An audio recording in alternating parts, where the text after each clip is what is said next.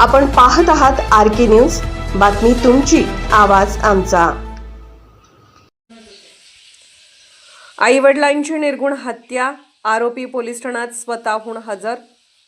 हातकणंगले तालुक्यातील हुपरी इथं महावीर नगरमध्ये मुलग्याने आईवडिलांची निर्गुण हत्या केल्याची घटना घडली आहे. आज शुक्रवारी पहाटे 5:30 वाजण्याच्या सुमारास स्फोटच्या गोळ्यानेच आईवडिलांची राहत्या घरी हत्या केल्याने शहरामध्ये खळबळ माजली आहे. घटनास्थळावरून मिळालेल्या माहितीनुसार घराची वाटणी करून देण्यावरून ही हत्या केल्याची प्राथमिक माहिती समोर आली आहे. हत्या केल्यानंतर मुलगा स्वतःहून हुपरी पोलीस ठाण्यात हजर झाला आहे. काचा, विळती, दगड आणि काट्याने डोक्यात मारून हातांची नस कापून ही निर्गुण हत्या केली आहे.